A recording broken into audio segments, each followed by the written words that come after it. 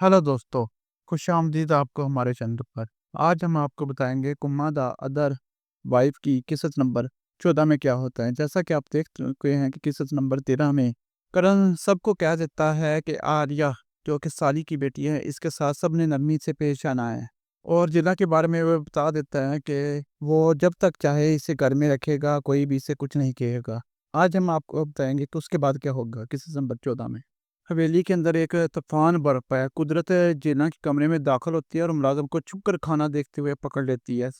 गुस्से में आग बगोला होकर वो मुलाजिम को कमरे से निकाल देती है और जेना पर बरस पड़ती है। तुम इस घर में कुछ नहीं हो, हर दिन तुम्हें अजियत दूंगी। तुमने मुझे सिर्फ एक पोता देना है, एक जान के बदले दूसरी जान। और जब बच्चा पैदा होगा तुम इस घर से निकाल दिया जाएगा। तुम सब कुछ भुगतोगी और याद रखो, करण की असल बीवी सीमा है, वही तुम्हारे बच्चे की माँ होगी। जिला सफाई देने की कोशिश करती है लेकिन कुदरत कुछ सुनने को तैयार नहीं। वो सच्ची से कहती है कि अब से तुम्हें करम से भी दूर रहना हो गया और आर्या से भी। जिना रोते हुए कहती है कि मुझे आर्या बहुत अजीज है, मैं सिर्फ इसकी मदद करना चाहती हूँ। लेकिन कुदरत इसका मुंह नोचते हुए कहती है कि आर्या के करीब जाने की जरूरत ना करना। दूसरी तरफ दफ्तर में अमीर करम को कमज़ोर समझता है। कमज़ोर पर कंप्यूटर पर क्या काम कर रहा है ये देखने की कोशिश करता है, लेकिन करम फौरन कंप्यूटर बंद कर देता है। और अमीर गुस्से से सीमा को फोन करता है और कहता है कि करम पर नज़र रखो, मैं इस पर एतमाद नहीं करता। इसी दौरान सीमा को मुलाजमा फूल ला कर देती है और कहती है कि ये करम ने भेजे हैं।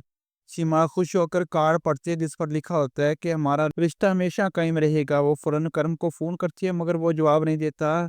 पैगाम भेजती है, फूल बहुत खूबसूरत है। करम सोच में पड़ जाता है और दिल ही दिल में कहता है ये सब माँ ने करवाया है, और बस जवाब देता है शुक्रिया। उधर सीमा ड्रामा करती हैं, जिना के सामने झरना तोड़ देती है ताकि वो पानी देने के बहाने अंदर आए और फूलों का कार्ड देखे। फिर कहती है कि याद रखो ये मेरा शोहर है, ये मेरा कमरा है, वक्त आने पर तुम्हें यहाँ से निकाल दूंगी। जिना का दिल टूट जाता है जब इसकी बात सुनकर।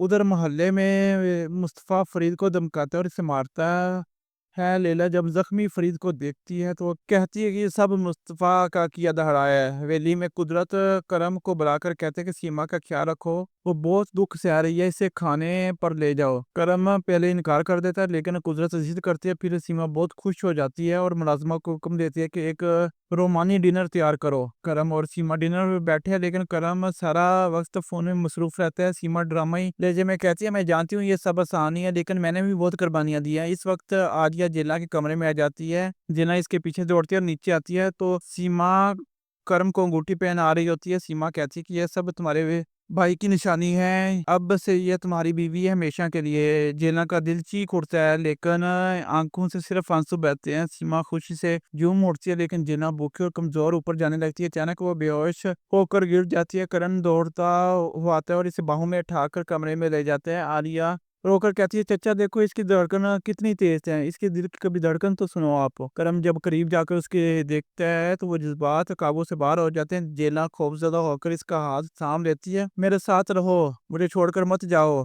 करम तड़प उठता है मगर कमरे से निकल जाता है। उधर सीमा गुस्से से पागल हो जाती है और करम ने इसे नजरअंदाज करके जेला का ख्याल रखा। दूसरी तरफ दिन सीमा शिकायत करती है कि करम ने इसे जलील कर दिया है। अब भी वो इस ही औरत को चाहते हैं जिसने सलीम की जान ली। कुदरत इसे सब्र करने का कहती है लेकिन इसी दिन आलिया सबके सामने ऐलान करती है कि करम ने जिला को अपनी बाहों में उठाया और बिस्तर पर लटाया, वो इसका ख्याल रखते हैं। ये सुनकर सीमा का खून खोलता है और हवेली में एक बार फिर आग भड़क उठती है। क्या करम अपने दिल की सुनकर जिला का साथ देगा या फिर कुदरत और सीमा के जाल में फंस कर सब कुछ खो देगा? आने वाले एपिसोड में सच्चाई सबको हिलाकर रख देगी। इसीलिए हमारे चैनल पर बने रहिए। शुक्रिया।